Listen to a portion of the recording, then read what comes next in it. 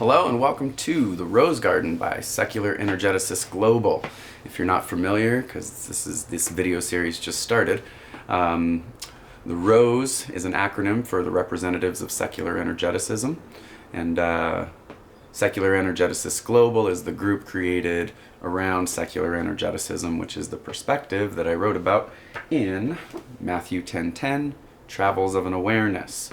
Now, this could be your first video, and to be clear, this is not a religious book, nor a religious endeavor. We share some stuff in addressing the same questions, but Matthew 10:10 is my name and my birthday. It's the funny part of the title. It's the little bit of humor that I get in addressing this very serious subject. Travels of an Awareness is the important part of the title that reminds us that we are traveling awarenesses in this universe. So, I've talked about all the other chapters. We can kind of recap and say chapters 1 through 4 are kind of preparatory for chapter 5. Chapter 5 is the perspective that is Energeticism, or Secular Energeticism as it's been come to be known. So, after we learn about the energetic perspective, re-answer the fundamental questions of existence, we then use those answers to set up what our perceived position would be. Hence the title of chapter 6, Our Position.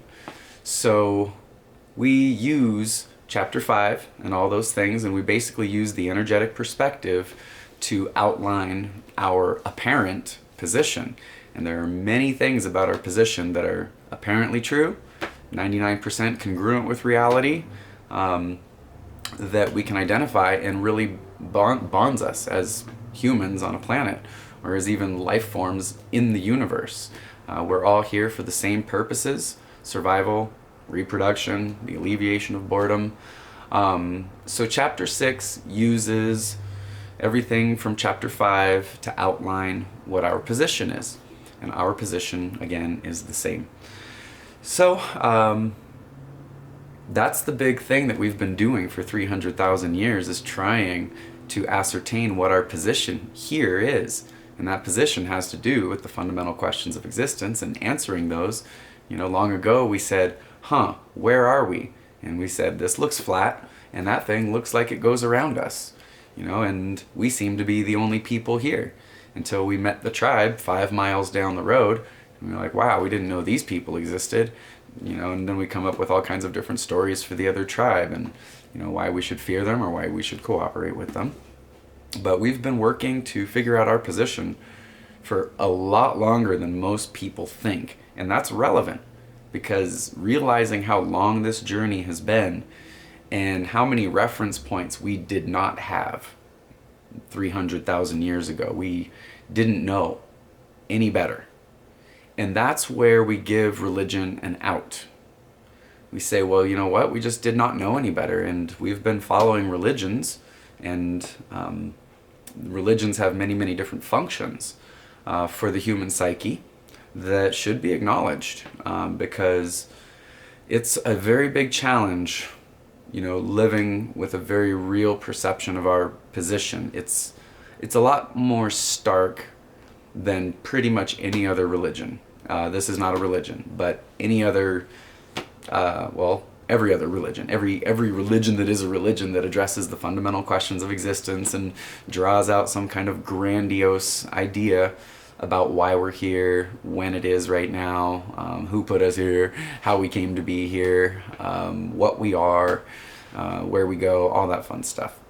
So what we're trying to do instead of what we've done is face reality as it is, and as we've come to understand it.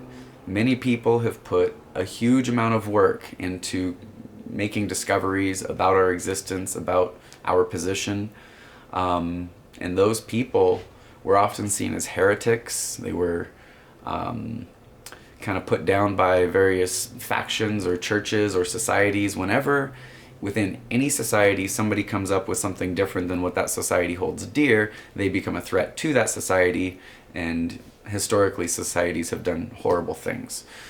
So chapter 6 reminds us that we've been on this journey for a really long time, Long ago, it actually did start with just simply trying to understand our position. We came up with a lot of fanciful stories over a 300,000 year period of time to arrive at this point where people like me spend a bunch of money to go to school and study all this stuff that kind of should be pretty well known, since it's out there.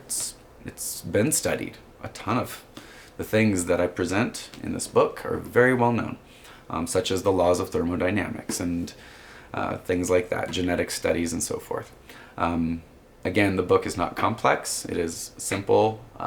I made it so that pretty much anybody could read it and understand it. So here we are, readdressing the questions and outlining what is our collective position here on this planet, together, surviving, reproducing, alleviating boredom out in space with no one around. And this has been our position this whole time. So it makes it look pretty weird as we come up with reasons to divide ourselves, separate ourselves, when we know full well that we're all together here. So perspective's a big thing. And when you think first about where you are with 8 billion other people on a planet, instead of, hey, I'm in my office and it's just me here, it's a lot different. So hopefully you enjoyed that, and we will work to explain some of the other chapters.